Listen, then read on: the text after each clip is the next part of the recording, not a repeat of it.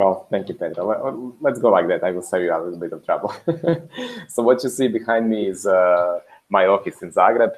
I'm here working as an assistant professor, let's say early stage, but not so young anymore. Well, at least I don't feel like that, especially in these times. But I'm not here just as a professor. I'm here on behalf of Region 8 Young Professionals. I'm chairing my team of well, 11 of us. We are covering 53 affinity groups in Europe, Middle East, and Africa. And we do fun things. I will show you that in my presentation. I will also, one part of the presentation itself is a little bit personal experience, as it is, the best part you can talk about networking is, I guess, the personal experience. So you will see just a little bit tiny of my path. But today, I think I'm striving to put together industry and academia to do together things. I think that this is like a personal call, and it seems that it's happening. At least it was before the epidemic part. We will see now how it goes. Okay, apart from that, I'm saying hello to members of my team. I see Manuel Ballesteros Carvalho is here. Thank you for the organization. Well, let me start by buenas tardes, todos. Okay, so to start with the presentation, it's called Grow Your Network, Grow Your Career. When you talk about young professionals, it's not easy to understand this term. So when you either see one part, the young part or the professional part. So you rarely see the both of these times together. Why? Because it is some kind of oxymoron. But who are we? Is what I like to say, that we are a set of young engineers and scientists who are ambitious enough, so we believe we can do our part in advancing technology of humanity, as it is the main goal of IEEE, at least in our own way, in our own perspective, and in our own tiny bit of contribution. So, as I mentioned, we are consisting of both these words, so both young and the attributes that go together with the young, such as energy, passion, engagement, fun, networking, potential, all the great things and the interesting things that we have. On the other side, we are also professional, which means we have some kind of expertise. We do conferences, we have ambitions, we have already established a little bit of our careers. And we are, let's say we are at this stage, we are pretty much confident that we can do work, that we can collaborate, that we can do all the fun parts. And indeed, we do have both of these sets of attributes, and we can do both. But most of the time, we are just doing quite the opposite. And this is indeed our superpower. So when you say we have young expertise, we are making conferences very young, we have young ambition, and on the other side, we have a lot of professional energy and passion and fun networking. So this thing has to be introduced in order to make this both these things reachable to all the audiences. So to bring the profession to young people, but also to bring fun to the senior people, because they tend to forget that profession can be fun as well. So we make 1/3 of members in IEEE Region 8, and it's pretty much the same situation in the rest of the world. So among 420,000 members, we are consisting 1/3 of the membership. And so what do we do? Well, we launch rockets, as you can see here. This was really a footage from our event. It was happening in Barcelona in 2018, and it was called Young Professionals in Space. So it's not just launching rockets, it's making a mini satellites, workshop about electronics, about communications, and a lot of fun part as well. We also had many renowned speakers from European Space Agency, from NASA, private sector, and so on. At this point, I could see that Spain is really well established there as well. And I met some great people. I see Laura is part of us here. So Laura, hello to you as well. We did the next year in Dubai in 2019, and this year we were supposed to do it in Portugal. it will happen without more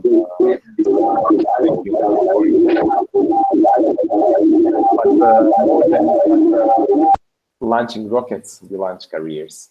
And at this point, let's say 15 years after your graduation of your first bachelor's degree, you're still at the early beginning of your stage and you have not yet decided whether you're going to profile yourself to the technical, to the purely professional, or what we call more of a soft skills person, or finally go and start something on your own and do the entrepreneurship part.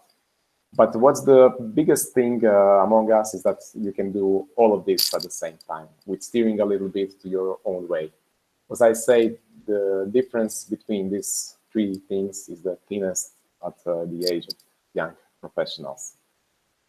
So I remember my student days and being part of IEEE, we mostly wanted to organize some kind of social networking events and organization as such, you know, like a large congresses, lots of traveling. But finally, IEEE is a professional association, and this is the most important part: is what is your profession and how can you develop it with IEEE. So this part, this is, as I said, after graduation, you choose where to go yourself. You go to academy, industry, or you want to start your own business, you go this way. And then, let's say 1 year is very exciting for you, then you're settling down, you're learning new technologies, tools, relations, and after 1 year, you think you're very confident in yourself. So that happens. What then? What do you do? And then you'll understand, okay, it's not just to get everything that you already know. The most important part for you, for your company, and for your boss as well is how to attract new knowledge, how to attract new things. And this is especially important in the electrical engineering. So how do we do it? We make a combination of our heritage, of the previous knowledge, of the tradition of the company. We have a lot of brainstorming meetings to get new approaches on fresh ideas, on new technologies, and so on. And then finally, we are also trying to seek out new opportunities. What is the needs? What are the markets that are being developed? As you can see, we are witnessing it very much these days. And then finally, also, multidisciplinarity is a very hot topic these days. We, as electrical engineers, we are digitalizing everything. So that means we can do a lot of opportunities in sectors that were not digitalized before. And yes, you can do it within your own company, but most of the new things are coming outside of the company or university or whatever you end up. So this is additionally boosted, and this is why the networking and contacts are very important, especially during the first steps, because the contacts, it's like the knowledge, you know, once you acquire it, you maintain it for the rest of your life. You have to nurture it, of course, but still they remain there. So this is 10 years ago. This is me. As part of Student Branch Zagreb, my final year of master study, I organized a visit trip to a company. At that time, it was called Exor, and they did, well, let's say, process automation. And let's say a few months after that, they really offered me a job position to go and work for them, which was quite something because if you remember, 2010 was a year of the toughest crisis, the economical part. So you couldn't find a job very much. But then at this point, they already could see, you know, this is a person that is doing something else besides what he really needs to do, you know, just taking care of his grades. And that was really nice step to do. But at this point, I was also offered that position as a PhD student at my faculty, where I'm working today now as assistant professor. And this is what I choose at that point. Well, at this point, probably I would be richer if I went to industry, but still I like my position very much. And one of the reasons is that the same company 10 years later to that event, we had together held a meeting and formed our project. And right now we are forming their new research and development department. They don't have one yet, but they are now establishing it because of our collaboration. And its R&D department is focused on artificial intelligence in vending machines. They changed a little bit of their focus well, widened it, and they see that it's really developing market, and they see that this is also a very new thing. By the way, what's new for them, we already did in at the end of 1990s. So we are combining our knowledge and expertise together with their access to big data that they now have, and we are going to establish a new department together. It's a really big.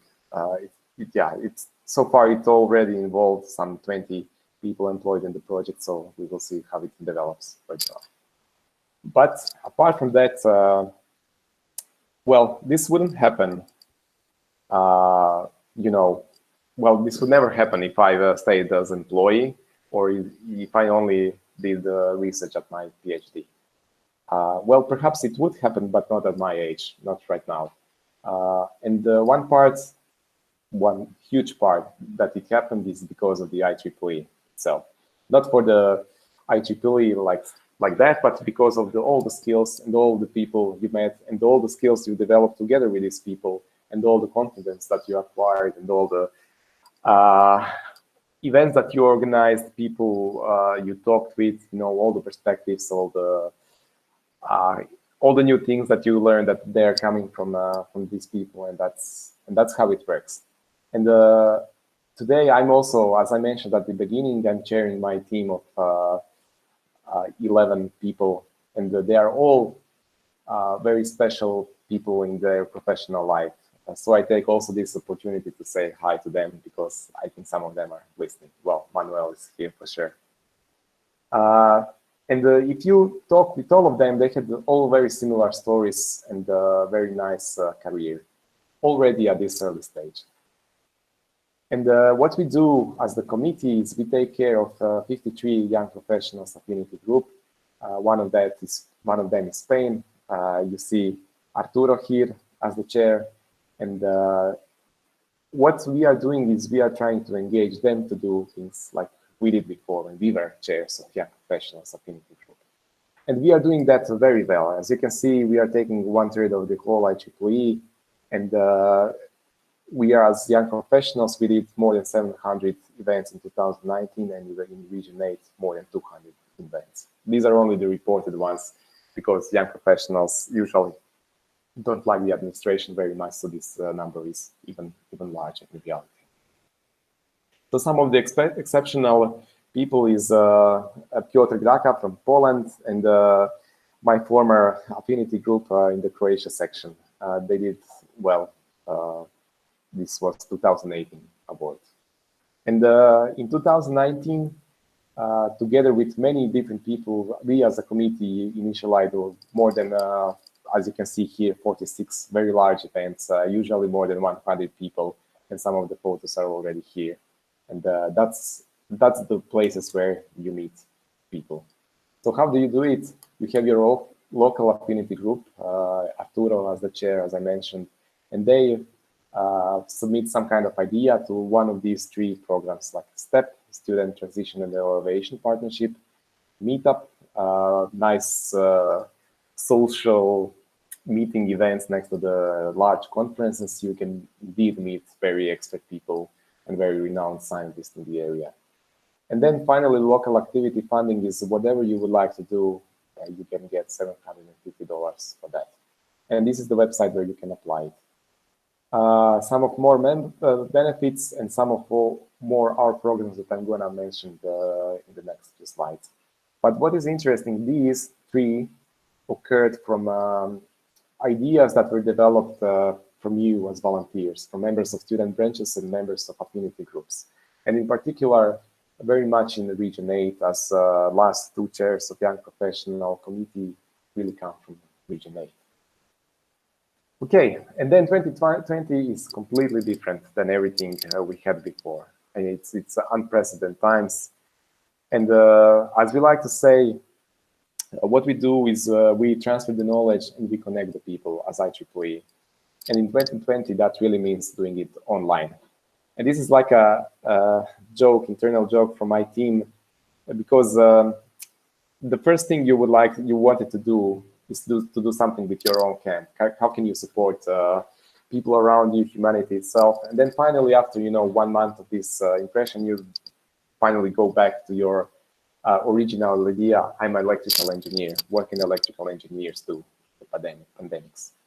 So what we can do is first we can engage other electrical engineers to do something with us together. And this is one program that we established. It's called Young Professionals Home Offices. As you can see, we are sharing, like home offices from people from our volunteers in UK. I'm sure you can recognize some of the people on these photos as well. It's a social media-based campaign, and we would like it to transfer the message that the work is very much still getting done. Not in a fancy way, as you can see, well, not here. All of us in the photos have very nice offices, but some of the volunteers, you can see that they were really squeezed in tiny boxes, but still the electrical engineering is not stopping during pandemics. That was the message. I think we passed it very well, and we gathered more than 25 of these photos. So thank you also Spanish part for your contribution, and yeah, you can find all of them on the Facebook page. The one very important part that we established is the program we called Connecting Experts. It was initially intended for bringing distinguished lecturer. This is like the highest renowned engineers and scientists from IEEE that we can get somewhere. And we intended to send them to industry sector, to local companies in sections. But then we rebranded it a little bit and then started to put it online, a series of webinars. And you can see here the May schedule, which is happening right now. 4 of those we already held. Some more emerged during this time, and one more will be on Thursday in collaboration with Women in Engineering. So some of the slides you can see, they are a little bit here. And you can see on this photo one, we had a talk with an astronaut from Canada. So at this point, you could really make this impression that the world is a very small place when you are transferring to online. And the IEEE as the organization can match distant people in one click, and we are all together in one WebEx call. In particular, this one had about 500 people watching it. So how is it different? As you remember, the 3 circles, we are aiming towards technical, professional, and entrepreneurial part. And very frequently, all 3 together. For example, some of these speakers before, well, most of these speakers before have in fact already established their own companies. But before that, they were part of some research groups. So the companies are spin-offs from universities or larger companies and so on. So this is a very interesting, success stories that you can transfer to your members. We are utilizing social media impact. This is also one part of it. Together with the student activities committee, we have, I think, the most reach out to our members from social media, as we are the youngest part of the association. Joined by some other people, joined by different affinity groups, so far Sweden, Denmark, and Turkey. We were talking with Spain also, so we will share we are doing it in a similar way as you are doing this webinar now, but on the more, let's say, technical talks. So this is example, reach out of social media. You can see 7,300 people at least clicked in some way to this post. We are also establishing virtual reality software, so this will happen, I think, very soon. One other example is our entrepreneurship initiative. We have kicked it off in 2018, and in 2019 we have the first pilot of ambassadors and events, and it was held in 20 countries over Region 8. It is intended as a series of entrepreneurship talks about success stories and so on, but also local competition for the local startups or that are in ideation phase or in the already established business, and they are looking to scale up. So we picked the 3 of the best from all these 20 countries, where some of them didn't wish to participate at the end. But the ones we had, we picked up, let's say, 35 of the startups. So here are some examples of photos of the local events, and it was really, really well attended and great success story from our part. It has also been funded from IEEE Foundation as a separate program, so we are now scaling it up in 2020. But what I wanted to say is this is not just the entrepreneurship, it's a tech entrepreneurship. So that's what we do. If you remember that first slide, we are making the entrepreneurship at the same time young and technical, or the electrical engineering in this part. So these are some examples of the startups that have pitched, and you can see like a remote clinic or some kind of smart garden, and robots that destroys weed by laser, some kind of gesture control, and very elaborate bio-waste recycling facility from Nigeria, if I remember correctly. But also not just the technical part and prototypes and the innovations finally, because that's what they are.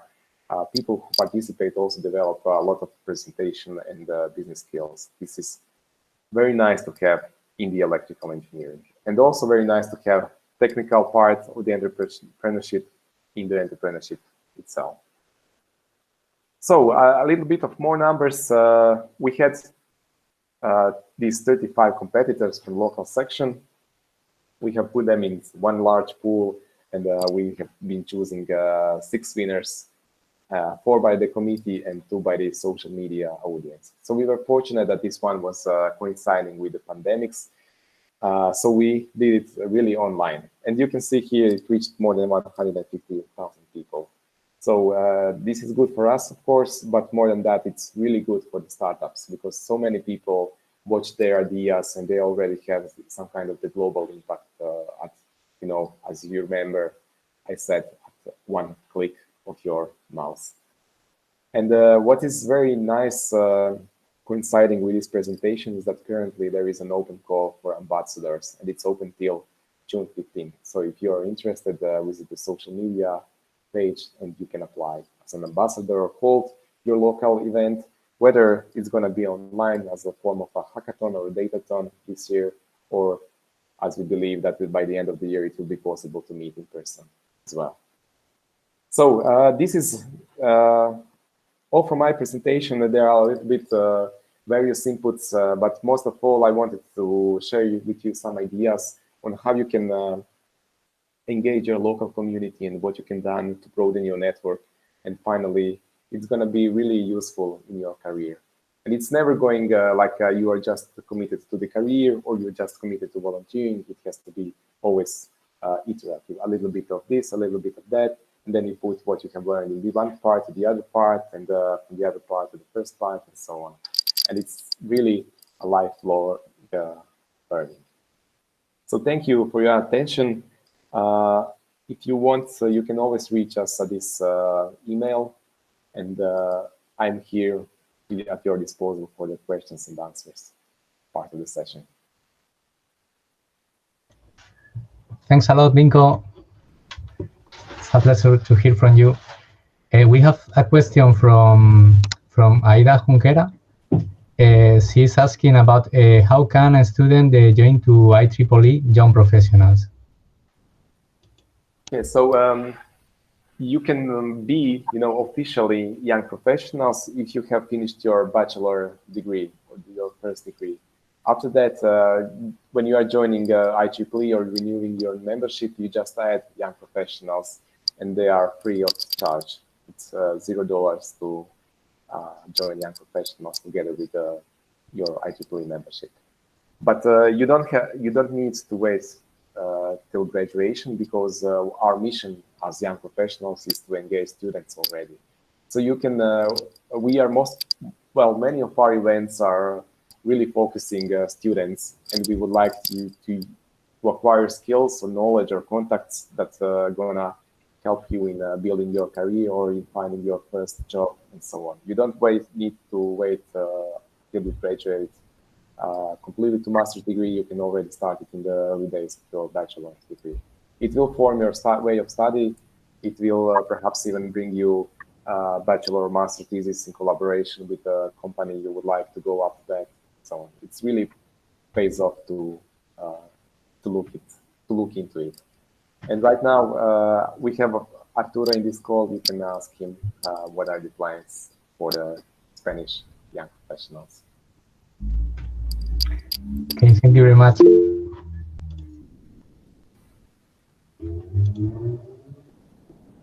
And if anybody has questions, you can just unmute the microphone and ask to Vinco, or if you prefer, you can write down in the chat, and then Vinco will answer our questions about young professionals and your doubts about it and the content of the presentation.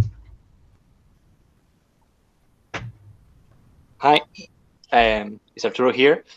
Not really a question, as you wanted to say thanks to Vinco, because I mean, I see that as young professionals and at the young age level especially, we are taking advantage of the situation, and instead of saying, okay, we have this whole pandemic situation, there's nothing we can do, actually it's benefiting us in many aspects, because with these activities that we're doing online, I feel that we are more engaged, collaborating at a higher level than what we were doing before. So it's a good thing, and keep up the good job, the good work. Sorry. So yeah, just want to say thank you to Vinco, and he's seeing a manual, all these people. Thank you very much, Arturo. We are also really glad to have you as the chair of young professionals in Spain. So well done so far. Thanks.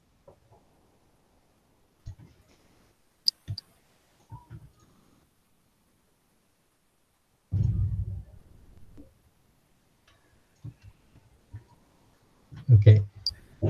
Meanwhile, somebody asked other question. I would like to ask you, Vinco. Do you know which is the limit, the upper limit, to be young professional? Well, there is no, as we like to say, as long as you feel young and professional at the same time. So you can always, officially, you can always opt for the young professionals membership from the administrational part. But as I mentioned, we think of young professionals as people of 15 years after bachelor degree. So for example, in Croatia, that would mean until the age of 37 or 38. 37 would be your last year. Okay, thank you.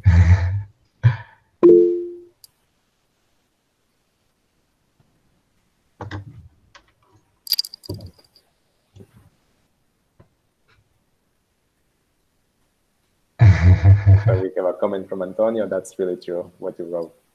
They are Yeah. young professionals who are at the same time life members. Yeah. So life member, if I remember correctly, the definition is a time of, well, years of IEEE, being part of IEEE, and the years of your age. Yeah, when you sum it up, it has to be over 100.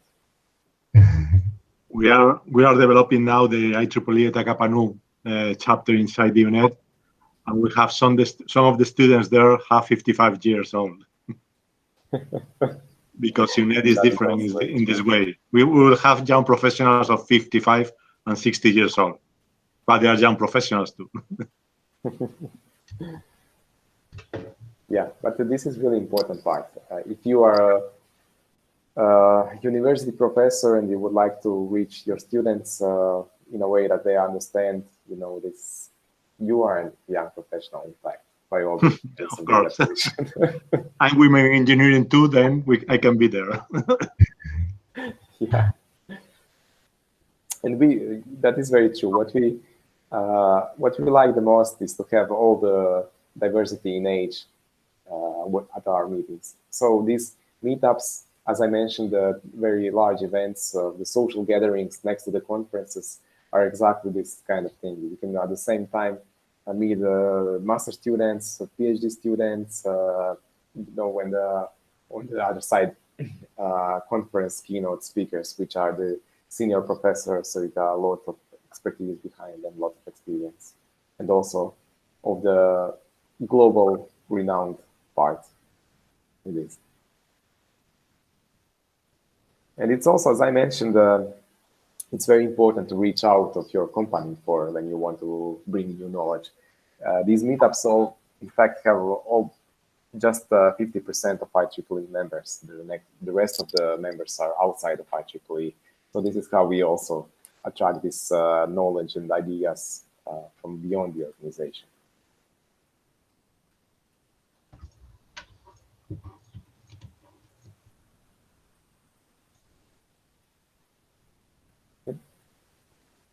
Do we have some other questions?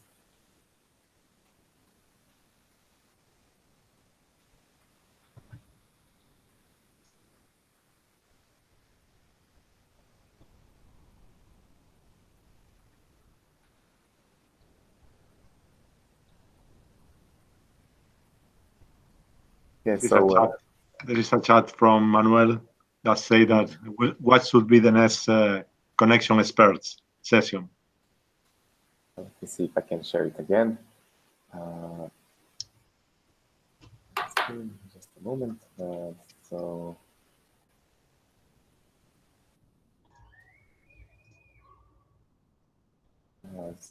this one, impact of pandemics on European power grid, will be at Thursday at 13 hours of Greenwich Mean Time. So that means 15 hours in Spain time. It will be performed by Ana Cigaran Romero. She's chairing the Women in Engineering and the Region 8. But apart from that, she's also working in the company, power company called 50 Hertz. So she will have really nice insight on the European market, the European power grid, the European power market. The company is situated in Germany, and you can see obviously that Ana Cigaran Romero is not a German person. So this is one of the best parts. As you can see, we have women in engineering here. We also have Young Professionals Sweden, and the new series of events will be ready for June. It will also have, I think, 5 separate events, and we have also very nice experts from, for example, from Mozilla Foundation itself. They will talk about how do large companies gather data for during pandemics. You know, how to estimate the spreading of the virus and so on. So then we will also have so by the way, this one is also organized by Swedish Young Professionals. We are having something from Denmark. We are having something from Turkish Affinity Group. And we are also having something on our own.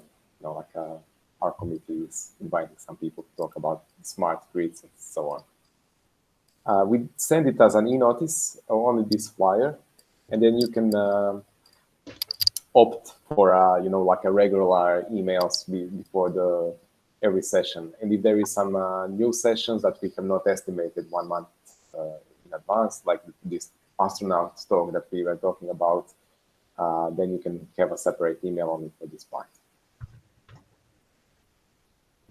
Okay, so to conclude this part, join us on Thursday at 15 hours in the WebEx. Find us on Facebook and on our YouTube channel.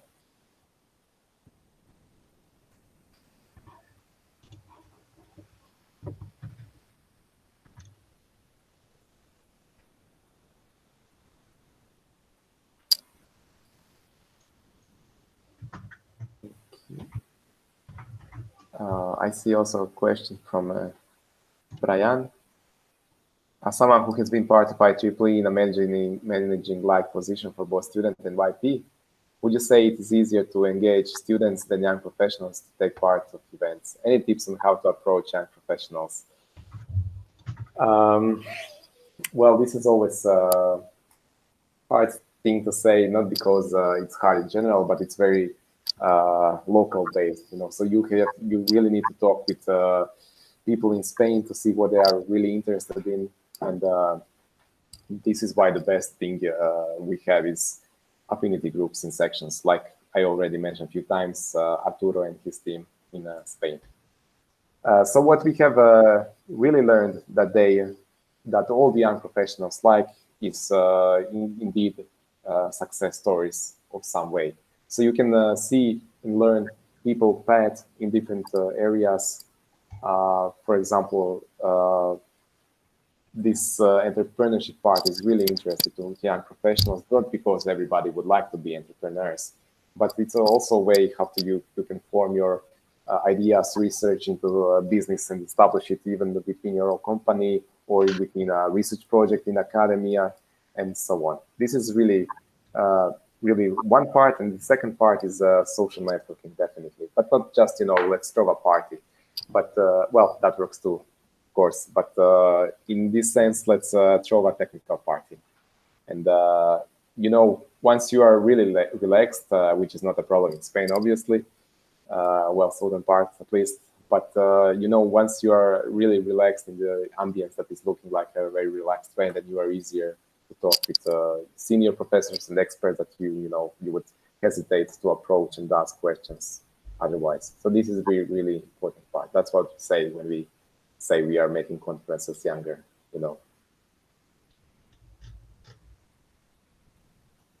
And for students, also one big part is definitely traveling. So I see that you are doing that in Spain. I think it's really working very well.